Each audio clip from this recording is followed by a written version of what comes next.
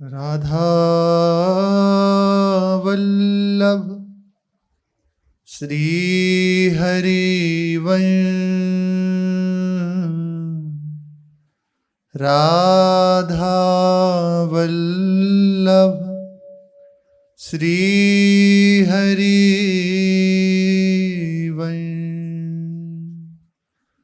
सत्प्रेम सिंधु मकरंद रसोगधारा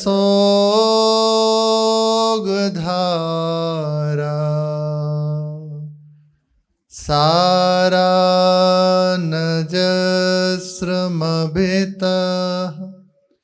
स्रवदाश्रितेषु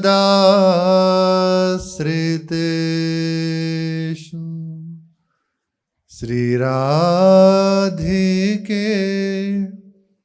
तव कदा चरणारविंदो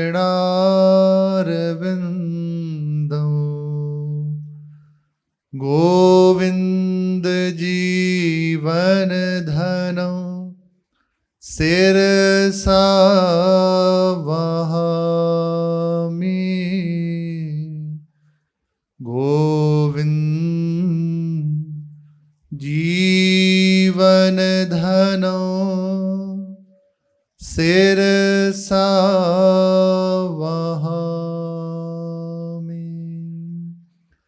श्री राधा वल्लभ लाल की जय। राम ही केवल प्रेम प्यारा। प्रभु अत्यंत प्रिय प्रेम है। प्रेम जहां प्रकट हुआ प्रभु उसके अधीन हो गए। इसी प्रेम लक्षणा भक्ति की श्री नारद जी महाराज चर्चा कर रहे हैं। अलग अलग महापुरुषों के मत की व्याख्या कर रहे हैं। श्री पाराशर नंदन श्री व्यास जी महाराज, भगवान श्री वेद व्यास जी, उनके मत के अनुसार भगवान की पूजा करना ये भक्ति है और इसी से परम गति की प्राप्ति, परम उपलब्धि, जीवन का चरम परम फल प्राप्त हो जाता है श्री भगवान वेद व्यास जी की मत के अनुसार। आगे श्री गर्गाचार्य जी महाराज वे कहते हैं कथा के द्वारा भगवान की प्राप्ति।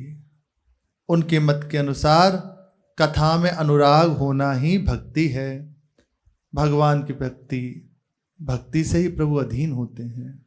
जिसके हृदय में भक्ति जागृत हो गई, सर्वांग पुष्ट, वहां प्रभु अधीन हो जाते हैं। तो कह रहे गर्ग जी महाराज,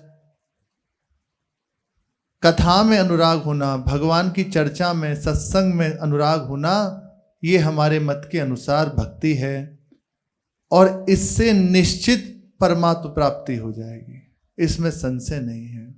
ये भी ठीक है, बिल्कुल ऐसा ही है। अनेकों जन हो गए हैं और होते रहेंगे, कहीं इसमें संदेह नहीं। जिसने भगवत कथा का आश्रय ले लिया वो निश्चित भगवान की प्राप्ति कर लेता है। एक सेठ थे, भाई जी के सत्संग में नित्य आते थे, नियम था उनका, पर भाई जी की निंदा करते थे, ये भी नियम था। सत्संग में आते और भाई जी से भी बहुत हंस के बोलते, बड़े जैसे बाहर से होते ना, बहुत प्रेम में दिखावा करते, बड़ा प्रेमी स्वभाव दिखाते, पर भाई जी की निंदा करते। भाई जी को कोई बताता कि वे ऐसा ऐसा करते हैं तो श्री भाई जी ज़्यादा ध्यान नहीं देते, कोई बात नहीं, भगवान का ही लीला विलास है, भगवान ही सब रूपों में है, ध्यान नहीं देते। अब लेकिन उनका नियम था कि सत्संग में जरूर आएंगे चाहे जो हो जाए। नित्य सत्संग में आते, भाई जी का सत्संग सुनते और भगवान की लीला निंदा भी करते। ऐसे ही समय बीता और शरीर छूटा उनका। शरीर छूटा तो राधा बाबा की जहां कुटिया थी उसके पास ही एक पिल्ले के रूप में उन्होंने जन्म लिया, स्वान के रूप में जन्म लिया वहीं। अब बाबा जब साधन भजन में बैठे तो उसी समय वो कू कू कू कू करता बाबा को विक्षेप होता, बाबा उसकी ओर देखते, पर अब क्या कहें, कुछ कहते नहीं। एक बार देखा भगवत लीला ठाकुर जी की इच्छा कि ये कोई और नहीं है, वही सेठ है जो नित्य सत्संग में आता था और भाई जी महाराज की निंदा करता था, ये वही है। अब ठाकुर जी पे गुस्सा हुए कि प्रभु निंदा ये करता था तो इसे मेरी कुटिया के बाहर ही क्यों रखाया है मैंने। अब जब हम भजन करने बैठते उसी समय विक्षेप देता है, अब इसको हमारे पास क्यों रखा है।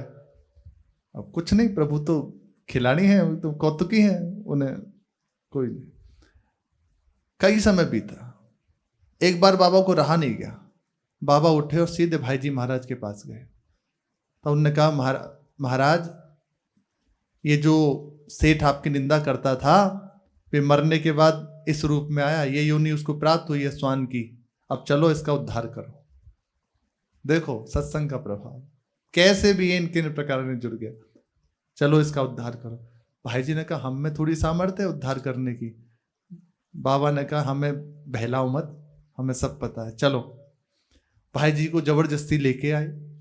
भाई जी ने उसकी ओर देखा, भाई जी बाबा से बोले आप ही कर सकते हो, हम में तो ऐसी सामर्थ्य नहीं है, हम तो साधारण मनुष्य है। बाबा ने कहा आप देखो हमें बहकाइए मत और चलिए। तो वहाँ दिखाया उसे, अब उसकी पूरी से वो भी जैसे ही पिल्ला भाई जी को देखा कूकू करता हुआ उनके चरणों में लौटने लगा, बार बार क्षमा याचना जैसे करने लगा चरणों में। अब बाबा बोले देख रहे हो गलती मान रहा है, अब कृपा करो इसके ऊपर। फिर भाई जी की करुणा दृष्टि हुई, कुछ दिन में उसका शरीर बीमार हुआ, शरीर छूटा और भगवत धाम चला गया। अरे बड़ी महिमा है सत्संग, कैसे भी एक बार आपके श्रवण में भगवत कथा का स्वाद हो गया, एक बार भगवत कथा पढ़ गई, अब निश्चित मानिए मंगल हो जाए, कोई नहीं रोक सकता। पटिया वाले बाबा कह के कुछ नहीं, आज वो स्थान पूजा जाता है, स्थान पूजा जाता है, वहां एक मेला लगता है, जैसे अमुक अमुक स्थान है ना, तीर्थ स्थल है, ये तीर्थ स्थल, ये तीर्थ स्थल, ऐसे करे वाले बाबा का स्थान हो गया है। वहां भीड़ लगी रहती है, लोग वाग जाते हैं, दर्शन करते हैं और आनंद में। कैसे हुआ, बस घर से नित्य गाय चराने जाते थे जो पटिया वाले बाबा, जो मुख्य वहां के स्थान के हुए ना जन महापुरुष हुए, वे बाद में तो उनकी परंपरा में और सिद्ध महापुरुष हुए। वे बस गाय चराने जाते थे, अपनी गाय भैंसों को, जानवरों को चराने, पशुओं को चराने। तो ऐसी कथा हो रही थी, तो कथा में ही भगवान नाम सुना कि जीव का परम फल है उसे भगवान का नाम रटना चाहिए, यही परम उपलब्धि है, इसी से भगवान की प्राप्ति हो जाती है।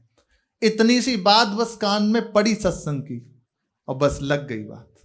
अब तो जंगल में जाते और पशुओं को छोड़ देते और एक स्थान पे उसी पटिया पे बैठ जाते और बस नाम जप करते रहते। ऐसे समय बीत रहा था। कुछ समय बाद घर में अब भगवान को खींचना था, तो घर में कलह हुई। अब वो विकराल रूप ले लिया उस कलह ने। बाबा ने घर बार त्याग दिया और ऐसे ही जैसे थे वैसे ही आके वहीं जंगल में बैठ गए। पूर्व अभ्यास उठाई भजन का, बस बैठ गए और वहीं भजन करने लगे। वहीं एक सरोवर जैसा, कुंडी जैसी, और उसी के पास पटिया, वहीं रह के बस जप करते थे। पटिया सिद्ध हो गई। बाबा तो सिद्ध महापुरुष हुए ही हुए, पटिया, जिस पटिया पे बैठ के भजन किया वो पटिया सिद्ध हो गई। ऐसे केवल सत्संग की चर्चा कान में पड़ी। उन्हीं के शिष्य हुए, वे उन्हीं करे वाले बाबा के, पटिया वाले बाबा के शिष्य हुए। वे भी बहुत अच्छे महापुरुष और भगवान नाम में निष्ठा उनकी। वे नित्य प्रसाद पाते थे। देखो संत का प्रभाव, सत्संग का प्रभाव, और अपने शिष्यों के संग चर्चा करते थे। वहीं एक इसे कुत्ता आके बैठ जाता, बस मनुष्यों को ही लाभ हो ऐसा नहीं, किसी भी योनि में वो बस ऐसे बैठ जाता। तो बाबा प्रसाद पा लेते, तो सहज में से जो बस जाता तो ऐसे डाल देते, कुत्ता भगत हो गया। ऐसा प्रभाव उनका, वो कुत्ता भगत हो गया। भगवत चर्चा सुनता, संत की झूठन पाता और बस वहीं रहता, कहीं जाता नहीं। एक बार वो कहीं ऐसे अन्यत्र चला गया, अन्य कुत्ते जन उनका संग करने चला गया। लौट कर आए तो बाबा ने कहा, तू साधुओं का झूठन पाता है और अन्य पशुओं का संग करता है, चल अब तू अधिकारी नहीं है हमारी झूठन पर, हट जा। 3 दिन बिना खाए पिए गड्ढे में जाके बैठ गया कुत्ता, कुछ नहीं खाया ना कुछ पिया। बाबा को उनके शिष्यों ने बताया कि बाबा वो तो मर जाएगा। बुलाया, आओ, हो गया। उन्होंने कहा, भगत हो गया तुम्हारा पश्चाताप, बस अब अन्य किसी का संग मत करना, देखो तुम साधुओं के झूठन पाते हो, अब तुम भगत हो गए हो।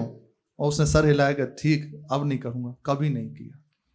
एक बार ऐसे उनके जो महापुरुष थे उनके समीप एक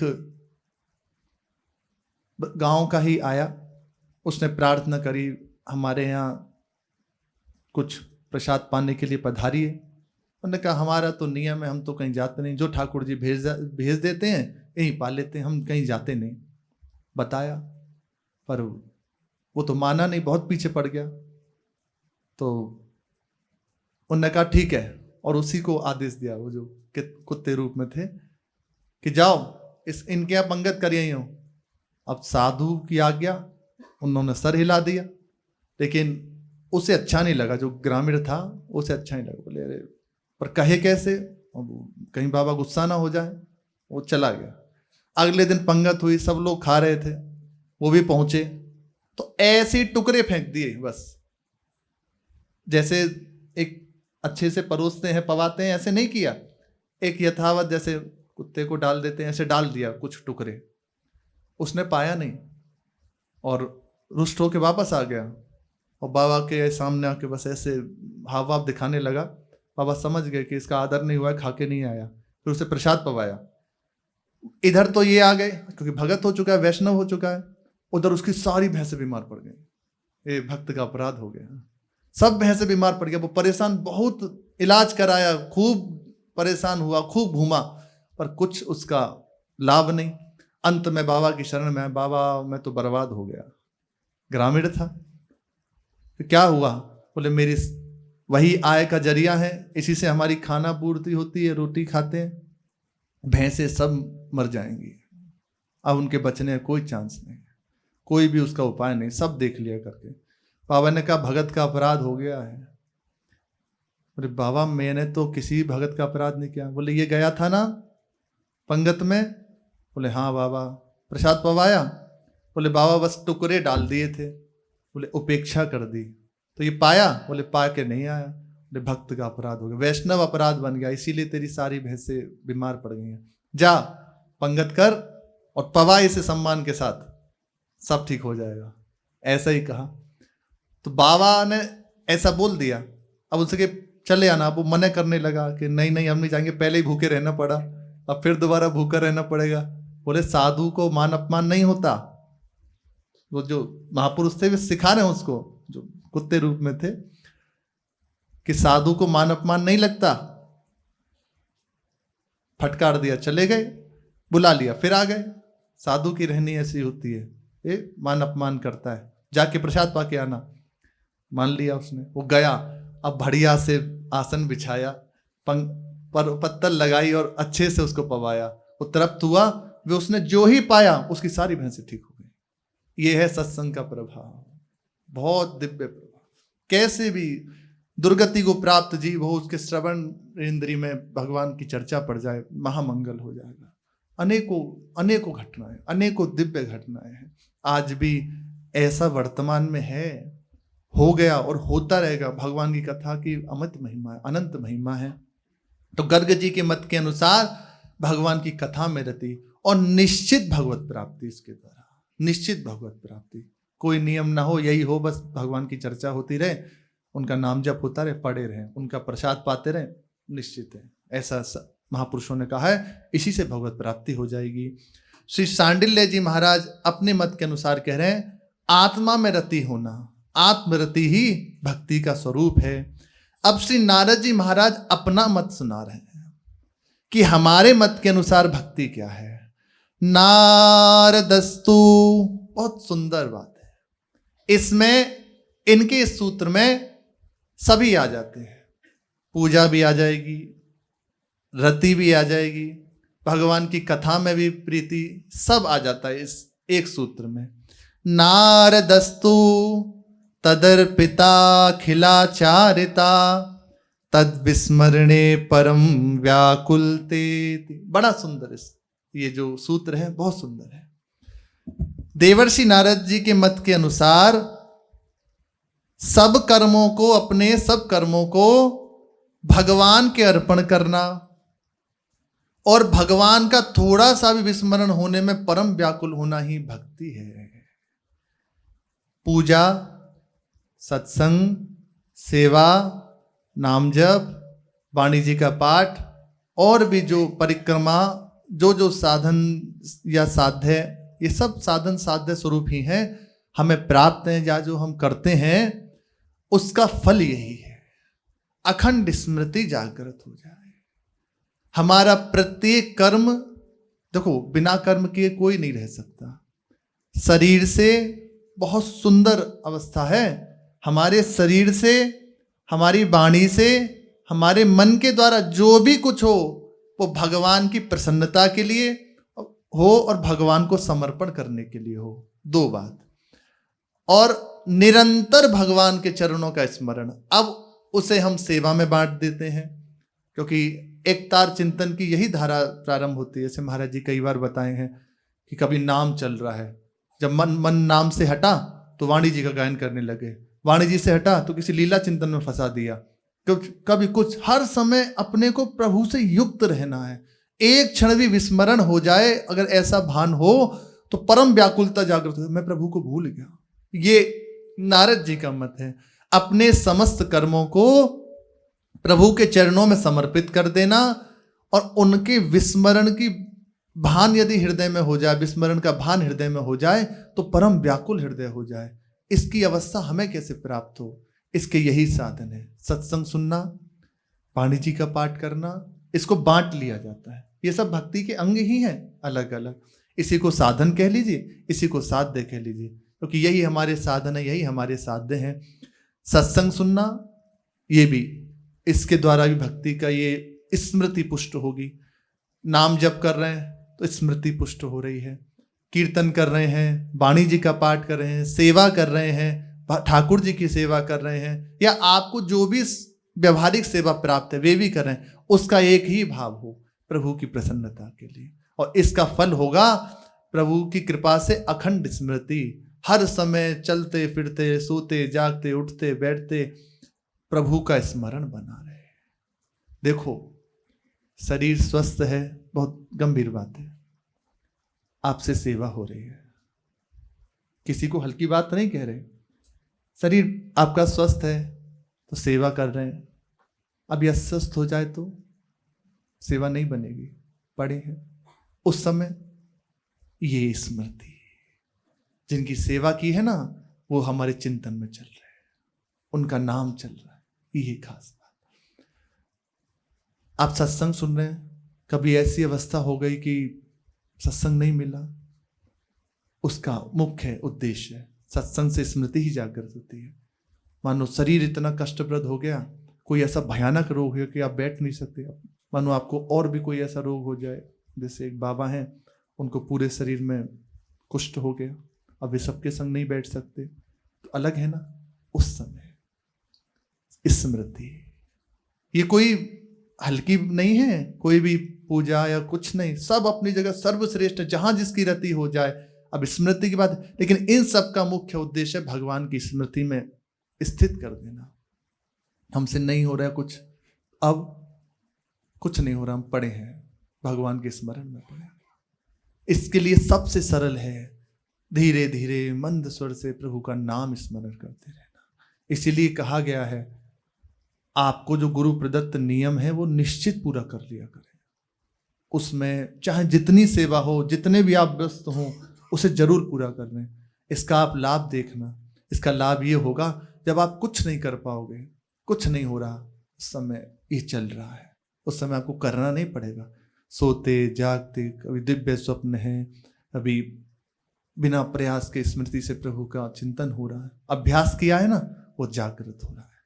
अब जब अभ्यास ही नहीं है, बाहर ही हम फंसे रहे हर समय, तो ज्यादा खास बात नहीं है। प्रभु की सेवा भी हो रही है, पर अंदर से चिंतन विषय का हो रहा है, संसार का हो रहा है, संसार की कामना हो रही है, तो वो उस समय समय सार्थक जा रहा है, पर उतना लाभप्रद नहीं है जितना कहा गया है।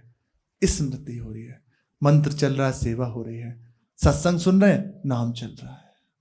बिल्कुल नाम को तो ऐसा मान लो कि जैसे श्वास, बिना श्वास के प्राण छूट जाएंगे, ऐसे ही नाम के बिना सब छूट जाएगा। सत्संग सुन रहे तो नाम जप कर रहे हैं, सेवा कर रहे हैं तो नाम जप कर रहे हैं, किसी से मिल रहे तो भी अंदर नाम चल रहा है। हर समय ऐसी, आप प्रयास कीजिए, करने का थोड़ा थोड़ा प्रयास कीजिए, भगवान की कृपा से सफलता मिलती है। तो भगवान का स्मरण बना रहे हर समय, यही सबसे बड़ी उपलब्धि है। नारद जी महाराज कह रहे हैं, तद विस्मरणे परम व्याकुल देती, परम व्याकुलता हो जाए, खाली कभी नहीं रहना चाहिए।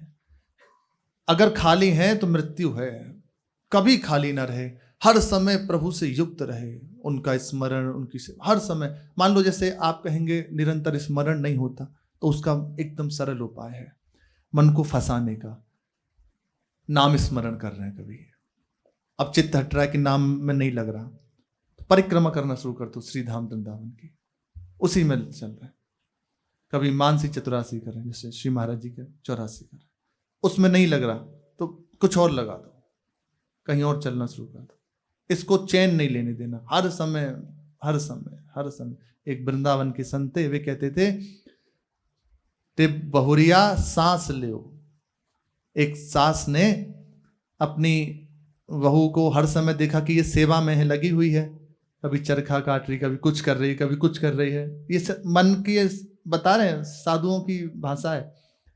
उन्होंने देखा कि हर समय वो सेवा में है, एक क्षण भी चैन नहीं, कभी खाना बनाना, कभी बर्तन धोना, कभी कपड़े धोना, इसी में लगे हैं। तो ऐसे ही मन को संभालने के लिए संतों ने युक्ति बनाई कि कैसे मन को संभालो।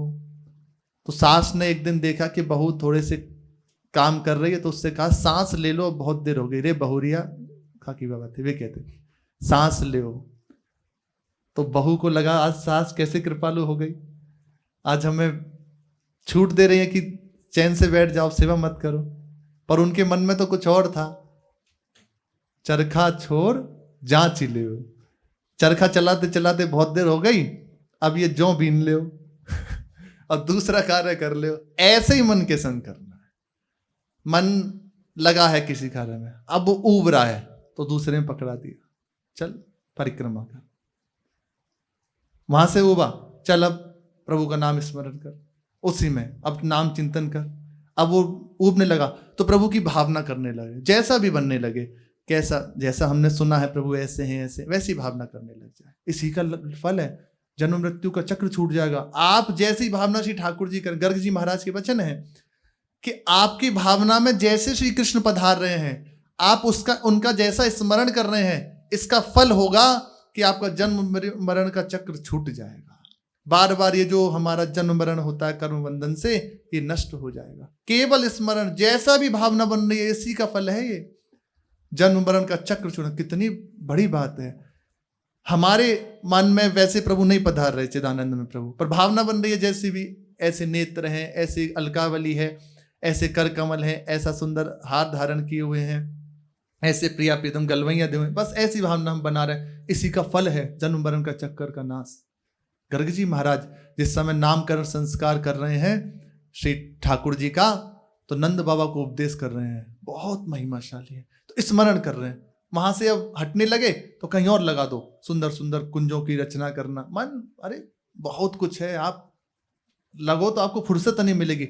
जब आप लगोगे ना तो वहां से खुलने लगेगा अंदर की सामग्री। आप युक्त होइए, फिर भगवान इससे नित्य युक्त कर दिया। प्रभु ने एक बार इसको पकड़ लिया, फिर तो हो गया काम, फिर तो महामंगल, फिर आपको चिंता नहीं करनी। फिर तो एक बार जहां धारा खुली, अब बस वो दोबारा बंद नहीं होती। अजस्र धारा है महा महिमा इस चिंतन की प्रभु के द्वारा। जो ही एक बार वो दिव्य रूप आया, अब बस मन की गति मति पंगु हो गई, अब उसकी सामर्थ्य नहीं रही कहीं चलने की। इसे हर समय मन को कहीं ना कहीं लगाते रहे। हमें स्मरण से युक्त रहना है, खाली तो रहना नहीं। ये नियम ले लो, खाली रहना पाप है। पाप क्या है? खाली रहना। जिस समय हम प्रभु से युक्त नहीं है, खाली हैं, पाप है। नहीं, खाली नहीं रहना, प्रभु बल देते हैं। आप चलिए, आप खुद देखेंगे आपके हृदय में कैसी सामर्थ्य जागृत हो रही है। हर समय कुछ ना कुछ चलना चाहिए, हर समय। एक ही मान लो चिंतन नहीं हो रहा निरंतर हमसे, तो हम कहीं ना कहीं इसको फंसा दे। संतों का चिंतन कर रहे हैं, भक्तों का जो कथन हमने चरित्र सुने हैं उनका चिंतन कर रहे हैं, नाम जप हो रहा, वही चिंतन चल रहा है, बहुत बड़ी भक्ति है। उनका सबसे बड़ी महिमा नाम जप हो रहा है। फिर जिन संत का चिंतन कर रहे हैं उनका छटांश भक्ति का मिल रहा है, अरे बड़ा आनंद है। बस लगने की बात है, करने से थोड़ा लाभ हो, एक बार करना पड़ेगा, थोड़ा सा लग जाइए। शुरुआत में परेशानी होती है थोड़ा कि अरे मन नहीं लग रहा, ये नहीं लग रहा, आप लगाइए। उसे जहां लगा दिया वहां लग गया है, अब इसको इधर लगा दीजिए, भगवत कृपा का आश्रय लेंगे तो वहां लग जाएगा, बहुत आनंदमय हो जाएगा समय। अब देखो कितना आनंदमय, पड़े हैं, उठे हैं, चल रहे हैं, फिर रहे हैं, बस चिंत लगा हुआ है। ना कोई संकल्प विकल्प, ना कुछ दुख सुख, ना कोई मान अपमान की। हर समय यदि कोई उठती भी है, क्योंकि ऐसी अवस्था अभी प्राप्त नहीं है, उठती भी है तो वो तत्काल काट देता है, अरे प्रभु के सिवा कुछ नहीं है। कितना आनंदमय वृत्ति, प्रभु है, बस बस हृदय शांत शीतल, वो आनंद में होता जा रहा है, और इसी का प्रभाव होता है प्रभु की स्मृति। ऐसा उपासक, उसको मरने की चिंता नहीं करनी पड़ती, उसे ये भी आकांक्षा खत्म हो जाती है कि मुझे भगवान दर्शन दे। हर समय वो स्मरण में लगा हुआ है, जब तुम्हें ठीक लगे दर्शन दे देना आगे। वो हर समय डूबा हुआ है प्रभु में, ध्यान चल रहा है और प्रभु में लगा है। ऐसा महामहिमाशाली है। और अपने समस्त कर्मों को जो हमसे शरीर से, वाणी से, मन के द्वारा हो रहे हैं, वे भगवान को समर्पित करते हैं। कितना बढ़िया उपाय है। ऐसा नहीं कह रहे कि तुम भजन करो, सेवा करो, ये करो, ये समर्पित करो, नहीं, आपसे जो बन रहा है प्रभु की प्रसन्नता के लिए करो और प्रभु को समर्पित कर दो। एकदम सरल उपाय, भक्ति बन गई, प्रत्येक कर्म भक्ति बन गई। आपके शरीर से, वाणी से, मन के द्वारा जो भी हुआ वो प्रभु को समर्पित कर दिया। अत्यंत सरल उपाय है, इसी का फल होगा स्मृति जागृत हो जाना। आगे बहुत सुंदर है, भगवान इसी को संकेत कर रहे हैं। मेरे श्री अर्जुन जी से कह रहे हैं तो मेरे मत के अनुसार योगी बन। इसी की कह रहे हैं प्रभु कि योगी कौन है, जो मुझसे युक्त है। इसकी और विस्तार से चर्चा है, सो आगे श्री भाई जी महाराज के पावन प्रसंग में अपने जन श्रवण कथन कर रहे हैं। भाई जी से उनके मित्र सागरमल ने कहा, नाम पे चर्चा चल रही है, भगवान नाम पे, कि RAM राम, राम का अर्थ होता है मेढ़ा अंग्रेजी में। यदि कोई अंग्रेज मरते समय मेढ़े के भाव से ये राम उच्चारण करता है तो क्या उसकी सद्गति हो जाएगी? बोलो, इसमें क्या तुम्हारा मत है? भाई जी से कहा। भाई जी ने कहा, मेरे मत के अनुसार तो उसकी सद्गति हो ही जानी चाहिए, निश्चित सद्गति हो ही जानी चाहिए। रे नामाभास की महिमा है। नामाभास अजामिल अपने पुत्र के बहाने ले रहे हैं, अपने पुत्र के बहाने पुकारा नारायण, तो भगवत पार्षद प्रकट हो गए, जो यम की वेणियां थी काट दी और उन्हें डांटा। अरे महामहिमाशाली भगवान नाम है, महामहिमाशाली भगवान नाम है। हमें नाम जब करते हैं हमें अनुभव नहीं होता, पाप के कारण। ये नाम ही पापों को नष्ट करके हमारे हृदय में दिव्य संस्कार जागृत कर दिया। शुरुआत में कुछ परेशानियां होती हैं, जैसे जितना आप एकांत में रहकर भजन करोगे उतना देखोगे मन में प्रपंच वृत्ति जागृत हो रही है, और इस समय वो कुछ ना कुछ चल रहा है, हर समय वो परेशान कर रहा है। तो वो उसमें यही भाव ना करो, वो नष्ट हो रहा है। जैसे एक विशाल सरोवर है, उसमें हाथी उतरे तो जितने उसके अंदर बैठे हुए हैं मेढक आदि जितने भी, वे सब निकल के भागने लगते हैं, सब तितर बितर होने लगते हैं। ऐसे नाम रूप ये उन्मत्त गजराज हृदय में प्रवेश कर रहा है। तो इसमें जितने भी पुराने संस्कार भरे, अनंत जन्मों का संस्कार है, वे सब निकल के बाहर और सब नष्ट हो रहा है। ऐसी भावना करें, ये होगा, पक्का होगा। प्रभु आपको परिपक्व करना चाहते हैं। अगर ये जलन आप सहन नहीं करेंगे ना, तो भगवत विरह की जलन आपके हृदय में जागृत नहीं होगी। जैसे हमारे हृदय में जलन हो रही है किसी भी वासना को लेकर, या मन जला रहा है, उसे सहन नहीं किया और उसके अनुसार आप चेष्टा कर बैठे, तो हृदय में भगवत विरह की जो बात आती है, जो रोना आता है, वो नहीं होगा। कुछ भी आपने कर लिया, कुछ भी कर लिया, लेकिन आप चुपचाप सह गए। नाम सामर्थ्य देता है, भगवान के चरणों का आश्रय वे हमें बल प्रदान करता है कि हम सह जाएं। सत्संग इसीलिए भगवान देते हैं, चुपचाप बस सह जाए। खूब नाम जप करते हैं, महामंगलमय है। जितना नाम जप करेंगे ना, ये उतना उतरने लगता है। जैसे अभी विषय का भरा हुआ है, ऐसी नाम का अमृत भर जाता है रोम रोम में। वृंदावन में कुंभ का अवसर था। श्री विजय कृष्ण गोस्वामी जी महाराज अपने शिष्य परिकर के संग यमुना पुलिन पर विराजमान थे। वहां जिस स्थान पे वो बैठे थे, तो भगवान नाम जप कर रहे थे। थोड़ी देर में वो भावुक हो गए, गदगद हो गया कंठ उनका, नेत्रों से अश्रु बहने लगे। शिष्यों ने देखा कि महाराज जी भावुकता से युक्त हो गए। थोड़ा अपने आप को संभाला श्री विजय कृष्ण गोस्वामी जी ने और कहा, इस स्थान को खोदो। तो जैसी आज्ञा हुई तत्काल उसको खोदा गया। तो उसमें देखा कि एक कुछ हाथ नीचे एक कंकाल है, मतलब हड्डियों का, वहां किसी का शरीर पूरा हुआ और वो वहीं दब गया, तो वो कंकाल है। श्री गोस्वामी जी ने कहा, इसको निकालो। निकाला गया। स्पष्ट सबने देखा, समस्त परिकर ने, कि उन हड्डियों में लिखा था कृष्ण कृष्ण कृष्ण कृष्ण, हड्डियों में अंकित था। और उसमें से ध्वनि स्फुरित हो रही थी भगवान नाम जप की, भगवान नाम स्फुरित हो रहा था। शरीर चला गया, नष्ट हो गया, लेकिन हड्डियों में नाम उतर गया। यह है नाम का प्रभाव। जितना नाम जप कर रहे हैं, ये व्यर्थ नहीं जा रहा, समस्त विषय विष का नाश करके हृदय में उतर रहा है। इसीलिए तो कहते हैं, जिह्वा के द्वारा नाम जप, कंठ के द्वारा नाम जप, हृदय के द्वारा नाम जप और नाभि के द्वारा नाम जप।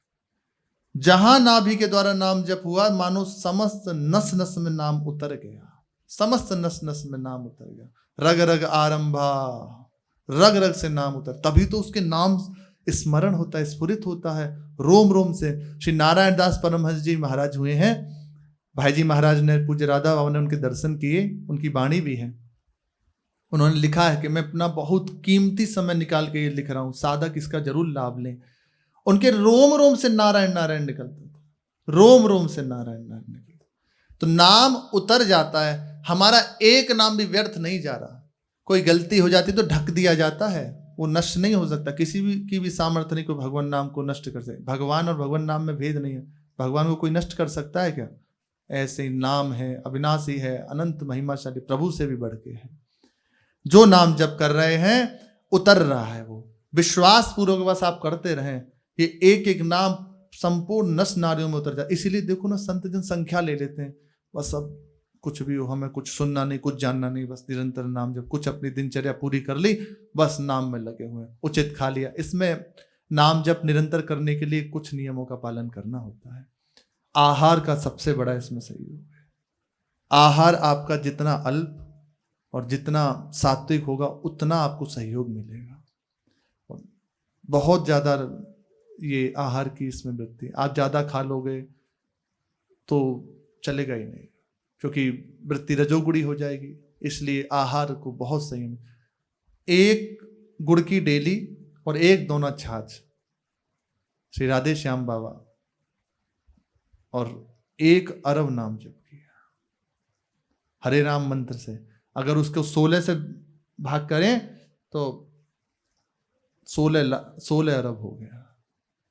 ऐसे ऐसे नाम, तो नियम निष्ठा, भगवान तो हर समय संग में ही बने रहते। नाम महम महिमाशाली है। भगवत कृपा से जिस उपासक के हृदय में लग गई कि अब मुझे कुछ जानना नहीं, कुछ समझना नहीं, प्रभु का नाम ना छूटे बस। और महामंगलकारी, अरे एक बार नाम ले ले तो त्रिभुवन को अधीन करने की सामर्थ्य है। एक नाम त्रैलोक ही तारे, जो न ले सो जन्म ही हरे। इसलिए ज्यादा सुनना समझना नहीं है, चुपचाप बस लग जाओ, ना कुछ इधर देखो ना उधर देखो, बस लगे रहो।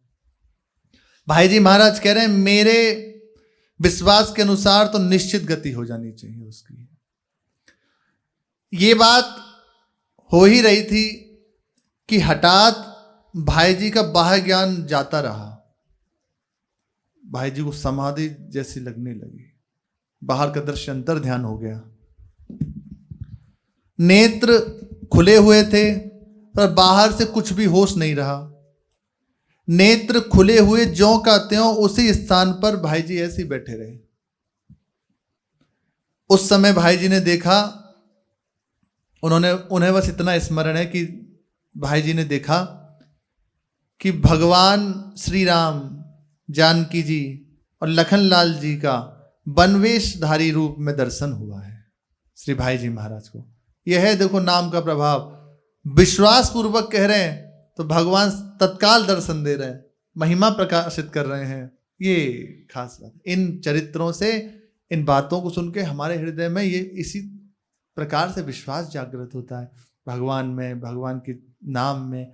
इसी से नाम की रति जागृत होती है। इसलिए चाहे जैसी अवस्था हो कभी संशय ना करें, बस निरंतर लगा रहे।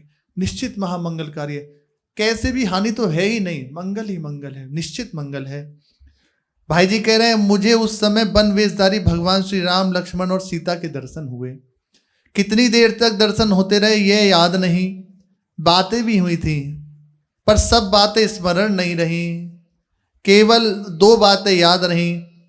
एक तो भगवान ने कहा था कि किसी प्रकार भी नाम लेने वाले की सदगति ही होगी। भगवान कह रहे हैं, अब तो इससे बढ़ के क्या चाहिए। भगवान के श्रीमुख के वचन है, कोई कैसे भी नाम ले रहा है तो उसकी निश्चित सदगति है, उसकी दुर्गति नहीं हो सकती। भगवान उसे संभालते रहते हैं। किसी प्रकार भी नाम लेने वाले की सदगति ही होगी। दूसरी यह है कि भगवान ने भक्त विष्णु दिगंबर जी गायनाचार्य का इसी सिलसिले में, नाम के सिलसिले में नाम लिया था। इसके अतिरिक्त और कुछ भी भाई जी को याद नहीं रहा। होश आने पर दूसरे दिन सागर मल, जो उनके मित्र थे जिनसे चर्चा हो रही थी, उन्होंने भाई जी से कहा कि तुम उस समय से कह रहे थे, भाई जी को ज्ञान नहीं है पर भाई जी इसे कह रहे हैं कि यह भगवान है, इनके चरण पकड़ लो आदि आदि। पर मुझे ना तो बाहर का ज्ञान था, ना मैंने अपने ज्ञान में कुछ कहा ही था। अस्तु, इस प्रकार सारी रात बीत गई। पूरी रात उसी अवस्था में रहे, समाधि समझ, नेत्र खुले हुए हैं कुछ लेकिन होश नहीं है। सारी रात बीत गई, मुझे बाह्य ज्ञान नहीं हुआ। अब सागरमल घबरा गया कि इसे क्या हो गया। आखिर उसने मेरा हाथ पकड़कर खड़ा किया और पकड़े हुए मुझे सीढ़ियों से नीचे उतार लाया। फिर उसी तरह मेरे घर मुझे ले आया। भाई जी के घर पे उनके मित्र जो सागरमल थे, जिनसे चर्चा हो रही थी, वे हाथ पकड़ के ले आए।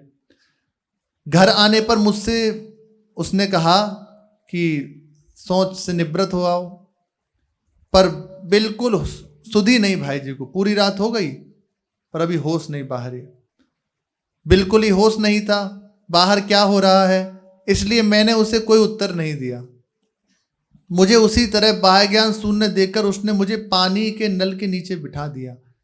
भाई जी को नल के नीचे बिठा दिया और मेरे सिर पर जल की धार गिरने लगी और स्वयं सागरमल जी नाम कीर्तन करने लगे। भगवान नाम का कीर्तन कर रहे हैं, नल चला रहे हैं, उसका जल उनके सर पे गिर रहा है। अब जाकर मुझे कहीं धीरे धीरे बाह्य ज्ञान हुआ। अब भाई जी को थोड़ा बाह्य ज्ञान हुआ। उसी दिन दोपहर के समय श्री विष्णु दिगंबर जी मुझसे मिले। मैंने उन्हें सारी घटना सुना दी और सुनकर वे रोने लगे। अब सहज ही अनुमान हो सकता है कि किस प्रकार भाई जी का हृदय एवं मस्तिष्क दोनों ही भगवान से जुड़ते जा रहे थे। भगवान के निर्विशेष ब्रह्म स्वरूप की ज्योति मस्तिष्क को उद्भासित कर रही थी, इधर रसमय भाव हृदय में संचित होता जा रहा था। यद्यपि यह सारी बातें भगवत कृपा से ही इनके जीवन में रही थी, पर निमित्त के लिए कहा जा सकता है कि इनकी साधना में लगन अद्भुत थी। भगवत कृपा बहुत है पर निमित्त के लिए साधन की कह रहे हैं। आप निमित्त रूप से उसे कीजिए, भगवत कृपा का आश्रय लीजिए। भाई जी की लगन साधना में अद्भुत थी। साधना की तत्परता ऐसी थी कि रात में नींद प्राय 2-2.5 घंटे लेटते थे, बस 2-2.5 घंटे से अधिक नहीं लेते थे। कामकाज अथवा अन्य परमार्थिक प्रचार में शरीर को, मस्तिष्क को काफी परिश्रम पड़ता था। फिर भी बड़ी लगन के साथ यह रात को साधना करते हैं। ये है, जिसे भगवत प्राप्ति करनी है तो उसे चैन नहीं है, उसे बस लगन है कैसे मिलूं। सुखिया सब संसार है जो खाए और सोहे, दुखिया दास कबीर है जो जागे और रोए। कभी तो करुणा में कृपा करेंगे तो अपने जनों को भी ऐसी छींटा दे ही देंगे,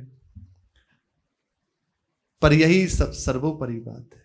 जब बात चलेगी ना तो यहीं आके रुक जाओगे। श्री नारायण दास परमहंस जी 2 घंटे 24 घंटे में सोते थे, बस 2 घंटे, बस 20 घंटे जप करते थे। श्री ओम प्रकाश जी स्कूल के समय 18 घंटे जप करते थे। अब कैसे समझोगे, 18 घंटे, और बस बंद कर लिया, 4 घंटे में सोना खाना और पढ़ाई वढ़ाई सब हो गई, बस चैन नहीं, भारी विकलता।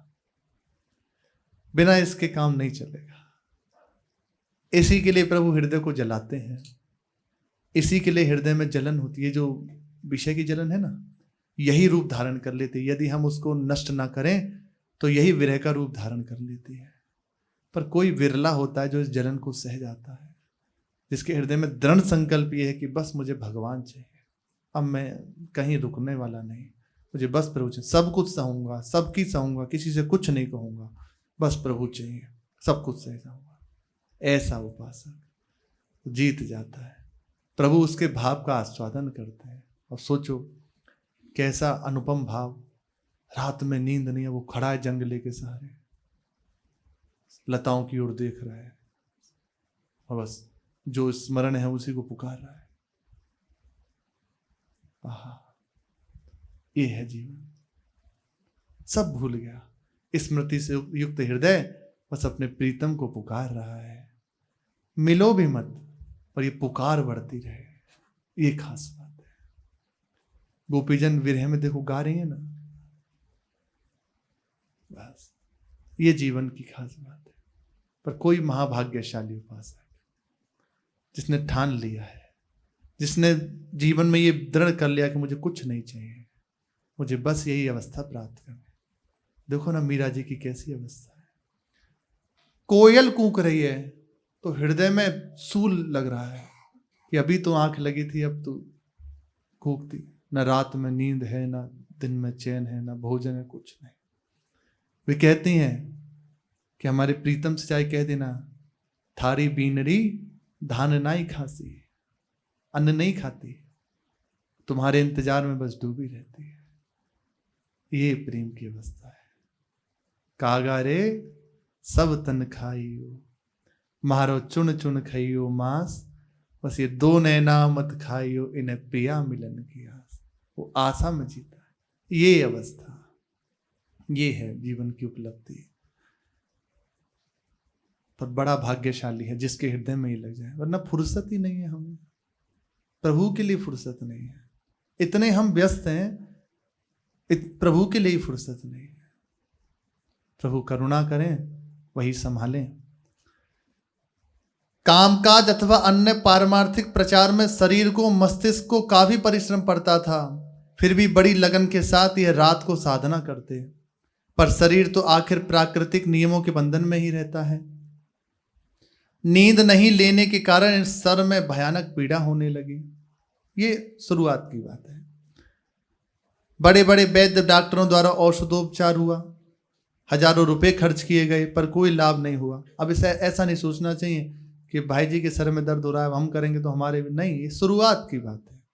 ऐसा फिर तो वो जी नहीं सकता, नहीं जी सकता।